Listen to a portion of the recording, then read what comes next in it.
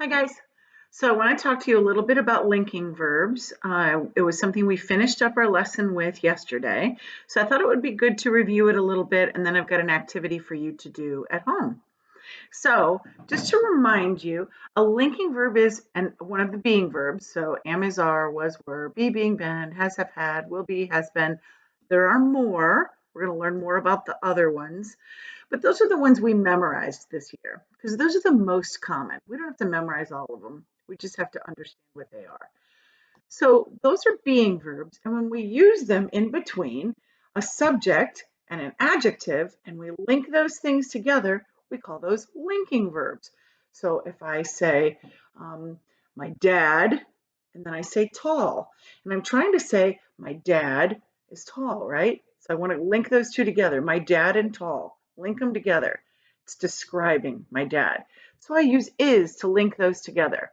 Or yeah, no, I think is the best one. Yeah, my dad is tall. It joins those two together because it's describing my dad. So I have a couple more here on my board, my little whiteboard, which I think I found out works better if I bring it up close. Okay, so look at the first one. The dog is lazy. In your mind, find the being verb. And it's is. Is the being verb, right? Okay, so who or what is? What's the subject of our sentence? Dog. Dog is, and then this is the adjective that we're saying describes the dog. The linking verb in the middle joins these two together, dog and lazy. It joins them together like a little chain. All right, let's look at the second one. Find the linking verb with your eyes. I hope you chose was. And then I'm going to ask myself, who or what was? Oh, my sister. Sister is my subject. And what is the adjective that describes my sister? It's angry. There's the adjective. So was is the linking verb in between that joins these two. If we had students standing up at the front of the room, we would put somebody in the middle, we would call them was. We would put somebody next to them, call them sister. Somebody over here, call them angry. And we would have them all join arms together. And we would say that was links together sister with angry. So let's look at the last one. Your grandma will be happy to see you. What's the being verb? The being verb is will be. And then I'm going to ask myself, who or what will be? Grandma. And then what's the adjective that describes grandma? Happy.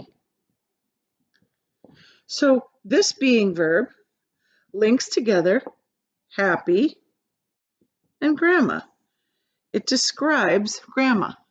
Okay? All right. So remember that. Remember that a linking verb linking together the subject with an adjective. It can do other jobs too, but we're focusing on this right now. So now I'm going to make some chains of my own with the papers that I printed out. Okay.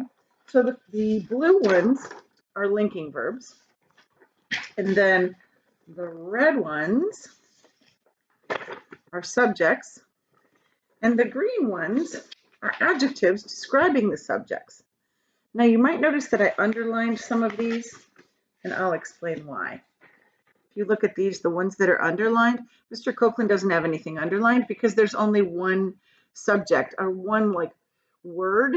Mr. Copeland is one thing, right? So I didn't need to underline anything to make it clear. But on this one, the kids on the bus, well, I wanted you to know for sure that kids was the subject. Remember, on the bus is a prepositional phrase. So the subject can't be in a prepositional phrase. So kids is the subject. So I wanted you to know who you're linking it with, okay? So that's why I underlined some of them. So I'm just going to cut some out now. This shouldn't take you very long because there's not a lot of cutting. And also you're just cutting in straight lines. And they don't have to be perfectly neat. They can just be the best you can do.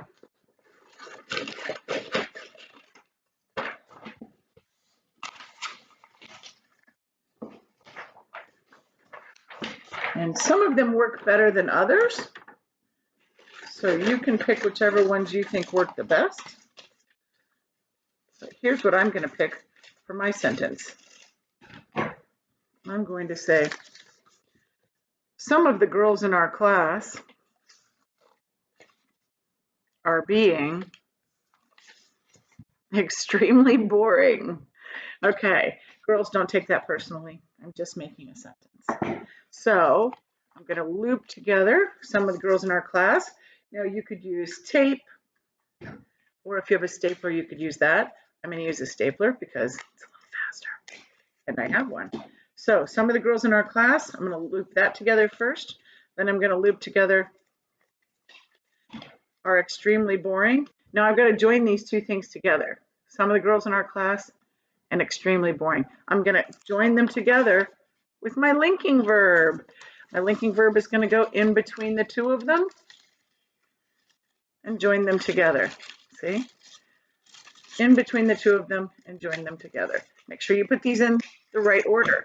So you want to do the subject first, then the adjective, and then do your linking verb. So the girls in our class, some of the girls in our class are being extremely boring.